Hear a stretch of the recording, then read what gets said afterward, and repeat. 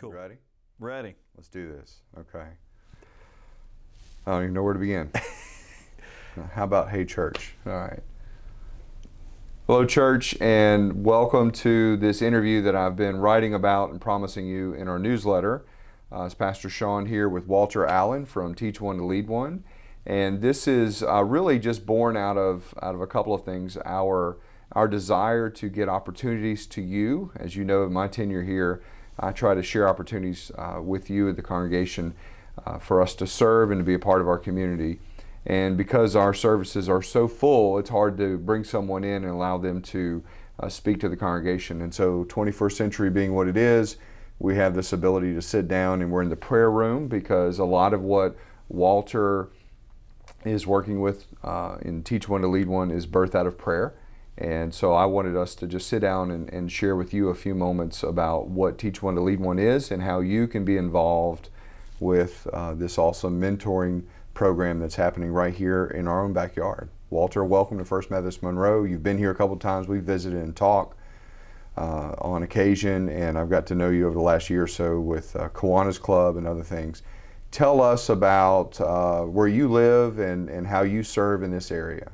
Thank you, Shawn. First of all, thank you for the opportunity to be able to share with your congregation. So I'm born and raised right here in North Louisiana, I-20 corridor. I currently live in Ruston. My wife of 20 years, Emily, and my 4 children. I've got a freshman at Louisiana Tech, a junior at Ruston High School, and then a 5th grader and a 2nd grader. So we run the gamut as far as that goes. Family life is fast and furious. We're also business owners, so we got a lot of fun things going on.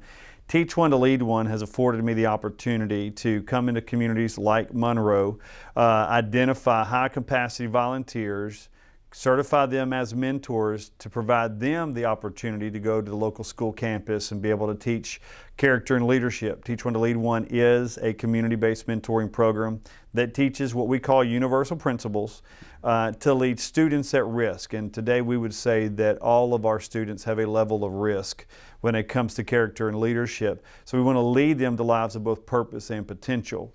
We just believe that, you know, when a young person sees that, hey, I'm here on purpose, for a purpose, and that I have potential, which means that there's things yet to be done, that they will be more engaged in their community. Mm-hmm. And hopefully for the church, it's a goal, it's an opportunity for you to actually help them in that process. Awesome. So what I'm hearing is, and from our other conversations, this isn't like you need mentors and tutors, you know, to come in and help with quadratic equations. This is purpose and, how'd you say it? Purpose and potential. Potential. I love it. So we're mentoring about how to grow into the young man or woman that God has designed them to be. That's right. That's right. You know, the reality is that you might have an academic understanding, but if you don't know who you are as a person, then you're going to be very limited in the opportunities you have, regardless of what education that you have. I myself am a graduate of ULM. I tell everybody proudly that I have a BS in physical education, and it served me very well. So, but who I am is as important as the things that I know. That's very biblical, right? I mean, a little knowledge goes a long way, but if you have not defined who you are, who God's called you to be, then that knowledge doesn't serve you as much, nearly as well. So I love what you're doing. You're talking, that's why we're here, obviously. You're talking about reaching kids on a level that I think a lot of us want to see our youth of our community reach that, and that's this idea of character and leadership. Mm-hmm. So tell us a little bit about what it means to mentor young people in this idea of character. Well, for a lot of people, this idea of mentoring is intimidating. You're thinking about, okay, I'm going to have to meet with a kid that I don't really know, and what are we going to talk about? And Teach One to Lead One provides you the opportunity to have a controlled environment, to be able to communicate a very well-written curriculum. Mm-hmm. So it just gives you real good guideposts, if you will, because your presence is invaluable. Young people today have a lack of positive influencers who are consistent in their lives. And while it's invaluable to have the curriculum specific to character and leadership development, affords you, there again, those guideposts or those rails, if you will, to keep things moving forward. Because as we already alluded to, it's important that you have knowledge. Right. But knowledge isn't what is going to get you where you need to go unless you know how to put it into practice. Awesome. Okay, and so you've got a curriculum, a system for which you take these high-functioning servant leaders that you talked about, and you pair them with these young people. What does that look like as far as when you get into the nuts and bolts of commitment and interaction? And I think I know a lot of the what people want to get to is, what are you asking me as far as time? Right. Well, first of all, we're asking people that have a little bit of time to invest that time. We have an idea that busy people get things done. So for that person right now, I love that saying. That's so true. Yeah. That, well, I don't know if I have time. Well, that's a good place to start. You need to prioritize this. That's right. But what it looks like is once a program has been established, means that we've partnered with a local school. We know the students that we're going to be working with. They've been assigned to us by the administration. We're going to go the same day of the week for the same time period of that day for a period of 14 sessions. Okay. So it's not necessarily 14 consecutive weeks due to school schedules and things like that, the infamous in-service or some sort of a school rally or something like that. Testing. So, testing. We haven't had a normal week for our kids in about 3 weeks because someone's got to be out at the high school because of testing. So we get it. So interruptions to that schedule. Right. So what we want to do is try to minimize those interruptions by looking at that school calendar and say, hey, we're going to meet on Tuesdays and miss class at 9 o'clock. Awesome. So then that mentor is going to go every Tuesday. They're going to go through the protocol of that local school, see the person in the office, if it's got to get your temperature checked, whatever the case may be, get all those formalities because we want to make sure we have great relationships with the administration.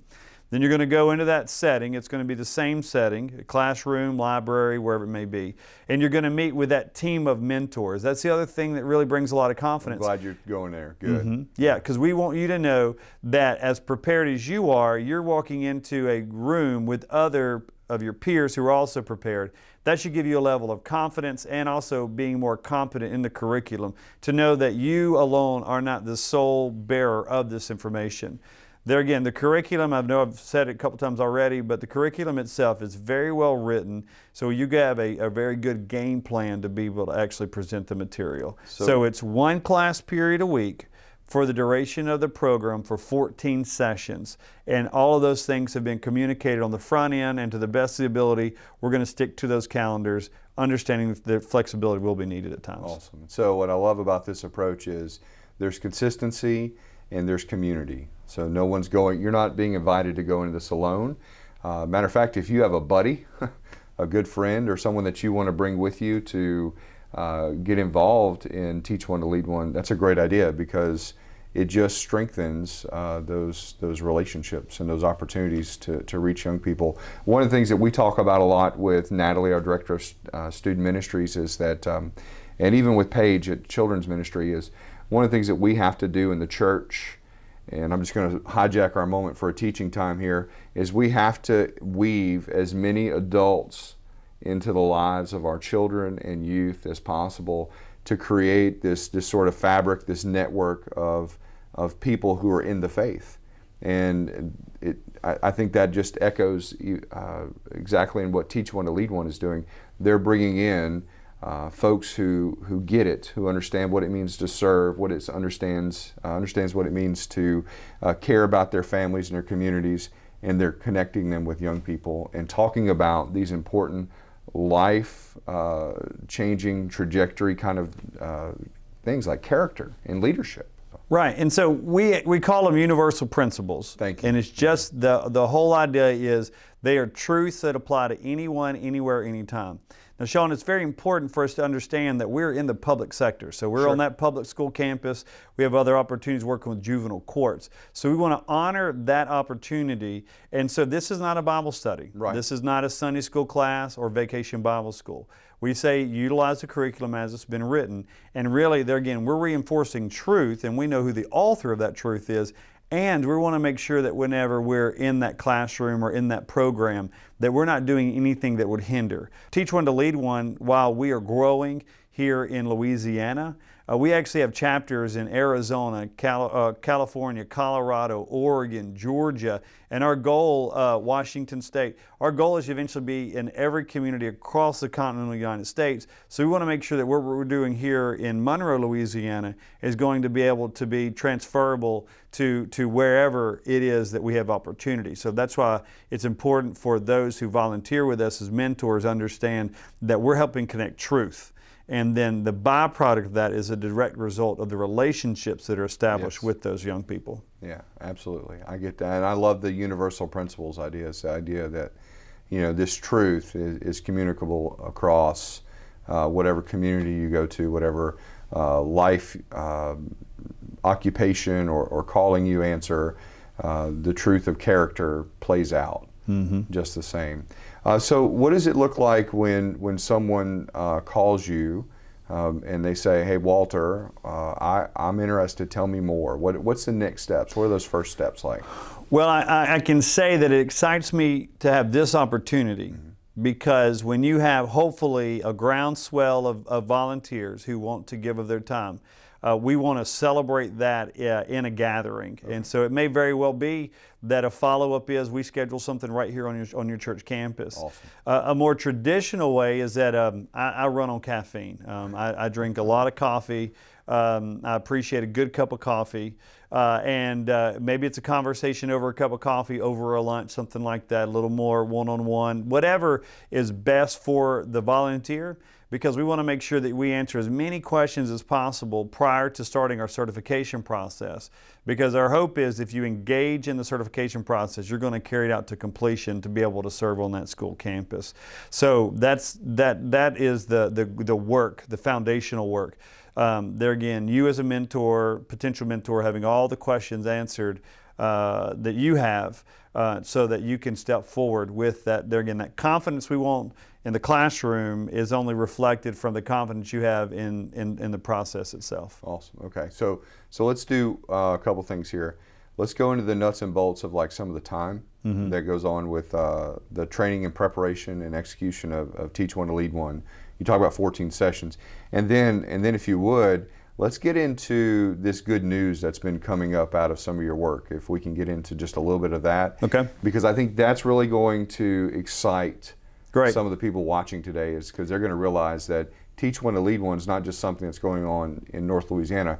It's happening right here in Monroe. Right. So could we talk about that time though first? Sure. Yeah. So the certification process is all online. And now for some of those who might be technologically challenged, that might be an intimidation factor. And there again, I'm available to you. There are other people that we have as resources to help you through that process. The reason why it's all online is that once it's captured, it's a record, it's there. It's about a 6-hour process. Okay. It's not a 6 continual hours. It's not like you got to start all the way over. So you're able to work at it. Not a whole Saturday. That's right. Yeah, it's that's just right. a little bit as you're at your before your start date. You need to get these hours completed. Totally. Gotcha.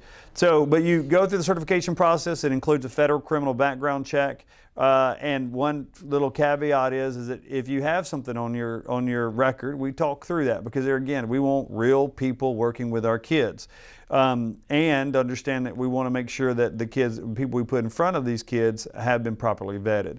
We do a child safety certification, and what that does is give us, there again, the knowledge to be able to work with a student. And if a student says something that concerns us, whether it's self-harm or the harm of someone else or at the hand of someone else, we gotta report that. We are mandatory reporters. That's to make sure all the mentors have the same tools when dealing with any issues that might come up in their interactions. That's right, and it's also important that our volunteers understand that we're not asking you to be counselors. Right. We're not asking you to have all of these, modules, if you will, to work through certain things. No. At any point that you feel like that an administration needs to come in, it's probably too late. Other than do it at that time. Does that if that makes sense? Because there again, we're not asking you to fix anybody. We're asking you to be available. We're asking you to present, this curriculum in the context of a healthy relationship. So beyond the federal background check of the child safety certification, we are going to give you some knowledge on what we call ACEs, adverse childhood experiences. They're video modules that help you understand, get some terminology, some things like that. We'll also do some social emotional learning training. There again, that's more newer terminology, if you will. Understanding the mindsets of children and how they respond to certain situations, because the reality is shown, those kids are going to be like deers in headlights for the first couple of weeks. They're going to be very disconnected. And if you aren't aware of that, you'll get discouraged and say, well, am I even being effective? And the answer is yes, but you just don't see it yet. So you got to trust the process, right? Yes. So the other components of the certification is what makes Teach One to Lead One what it is. So there's videos from our founder, Dr. Lori Salerno Maldonado, she's going to speak into it. There's other snidbits of things that is what we would call our isness, if you will, basically what makes Teach One to Lead One distinctive. Okay. And all of those videos available online, certification upon being completed rather, you'll receive your binder that has all of your written curriculum as well as a photo credential, and that's what we ask that you carry and present whenever you go to the schools and things like that to identify yourself with our program. So it's a 6-hour process on the front side. Now, Monroe City, we were able to pilot programs this past school year at both Wasman and Neville High Schools. All right. Both of those administrations want us back. That's awesome. Congratulations. Yeah, well, it's really the result of the efforts of our volunteers for sure. We're just today, so today being May the 6th, May the 6th, met with the school board, and we want to see what we can do beyond that. Teach One to Lead One's goal is every campus, because we believe that every campus has students who are at risk, and we believe that every community has the volunteers to be able to serve those students. And so we're looking at for the fall with really unlimited opportunities. So the next question, a logical question is, well, how many mentors are you looking for? Well, we utilize a ratio of 1 to 5, 1 mentor for every 5 students. I was just told that through the 7th grade, the 3 different junior highs that you guys have, that's about 700 students. Oh my goodness. Now, does that mean we're going to be serving 700 students in the fall? Maybe. More than likely, that's going to be long-term sustainability. But for sure, we want to have pilot programs. And so pilot programs are going to be 25 students on a campus. So for each campus we're working on for the fall, that's about 5 mentors. So your congregation has the opportunity to join with other mentors from other community organizations to represent the diverse community that is the city of Monroe, to see that our programs are not only successful in the piloting, but also in the sustainability phase of it. Whereas Neville High School, we are in that step. Yeah. Neville High School, we're projected to serve, there again, there's an opportunity to serve 200 kids there if we can get the mentors to be able to make it happen. So you're talking about 40 or more mentors just at Neville High School. Just at Neville High School, potentially for the fall. Mm-hmm. And so if somebody calls you and they say, hey, I've got a connection to Wasman, I've got a connection to Neville. Do you work around that as well? Of course. Yeah. Of course. There again, there's going to be the vetting part that takes place to make sure that who those individuals with the connections are, they're connected to what we're about. But if those things work out well, we would be more than happy to have this conversation. Tell us, because you've shared with me in the past, tell us a success story or two. I mean, you've heard back from some of these young people who've gone through Teach One to Lead One. You've heard some comments. Share that with some of the folks so that, because I want you to know that this sounds, I've not gone through the experience of the program, but it's powerful in that you're connecting. I know that when we connect adults with young people, in a healthy atmosphere, lives get changed and good things happen. So, yeah, I appreciate that, Shawn. And here's the deal: every child is positively impacted. Yeah, it's inevitable. Now, the degree of the impact is reflective of the effort of that student to apply the principles. But what we've seen for some of these students, and if technology would have allowed it, I would actually play you a voicemail from a parent who called just 2 days ago, called our national office to inform us that her daughter, who was a part of our program as a freshman in high school, and actually previous to that as a junior high, so she went through the program twice, she's now graduating. Now, she was originally scheduled to be with us because she was at she was a very high risk student who was not likely to graduate based upon attendance and based upon her referral rate. Not only did she make the grades, she was there, and so she's actually a class of 2021 at Ruston High School. So here locally, we had the opportunity to celebrate a group of 19 students at Neville High School with a graduation about a month ago. And we asked for volunteers from their class to speak to their peers and to the administration about their experience. Well, we actually had 3 of those students stand up. Not only did they stand up, they actually came and addressed the group as a whole. And why that's important is these are kids that this is not their normal gig. Yeah. They were not told to do this. We were actually debating whether or not they would actually stand up and speak at all. We thought they might just sit there and kind of mumble through. But no, those 3 stood up, addressed their group. One young girl, she basically made the comment that prior to Teach One to Lead One, she was very much an introvert. She didn't really care about what people had to say about her. She was going to do her own thing. But what she learned through Teach One to Lead One was that, she needs to see value in other people because other people bring value to her. And that if she was really going to be successful, it was going to require her to get to know other people and allow other people to get to know her. And now that in and of itself was a tremendous testimony, because there again, young people in our culture, I think, permeates this idea of being ultra individualized. I'm in it for me. Yeah. And what she was communicating, at least what I heard, was that, hey, no, I need other people, to be successful. We and need other to people invest need in me. each other. That's right. She understood the value of trust and community is what it sounds like to me in that brief. Yeah. And then the other part of it is the administration, after they heard those stories, they were like, oh, we're sold.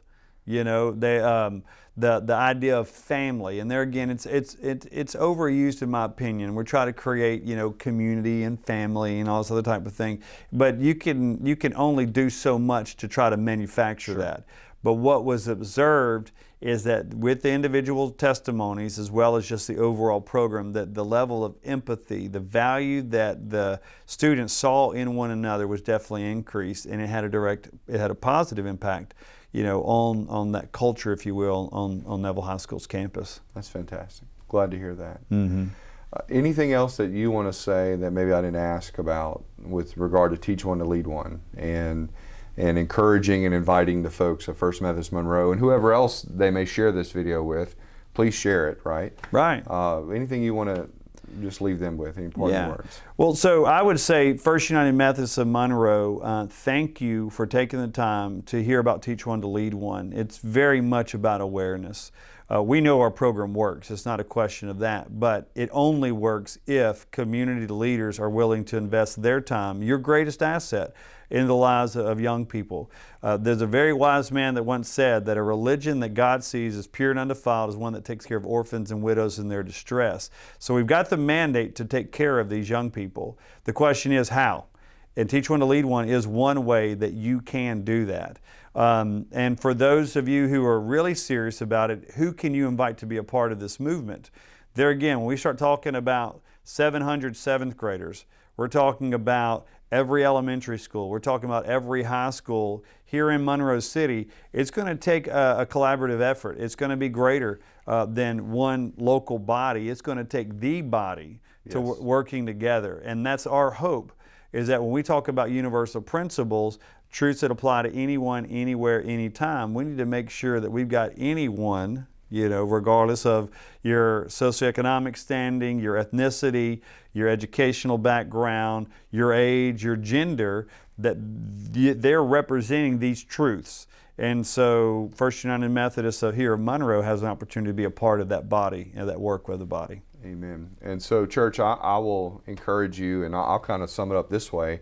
You have a chance to make a tremendous impact on a young person in our community for less than 40 hours over the course of a year. I mean, that includes your prep time, your training, your actual time in the meetings with your students. I mean, you're talking about less than 40 hours. Is that right? Yeah. Close to 30 maybe? Then here's the powerful part of that, though, is that with minimal investment, you can have maximal impact. Yes. And it's inevitable that there will be a young person or two that will be so attracted to you and it be reciprocated that relationship, and then you won't qualify it by time. You know, you'll qualify it by the value that you have and the value that you receive from that relationship. Well said. Yes. And there's no guesswork. Everything's laid out before you. It's a system that works and a process that you are invited to be a part of. So I pray that you will pray through your opportunities to serve over the next year. And if you'd like to be a part of Teach One to Lead One, you can reach out to me, or you can reach Walter Allen at, what are some of the best ways to get in touch with you? Sure. So you can email louisiana@t1l1.org, or you can go to our website, t1l1.org, and you can look us up there, and you can actually comment, send messages through the website as well. Awesome. Thank you, Walter. I'm glad we finally got to do this. We've talked about doing this for a while, and I think this will be a great way to help bring Teach One to Lead One to more folks. Like you said, this is about awareness, and folks, we need to be involved. We have an open door to our community, to our schools, and I just invite you to prayerfully consider this as we go forward. We are, after all, becoming people of Christ, and so this is a great way for you to serve, for you to be a part of that mission. God bless you, and thank you for taking the time to sit down and chat with Walter and I. Cool. All right, man. Cut. Done. Bye.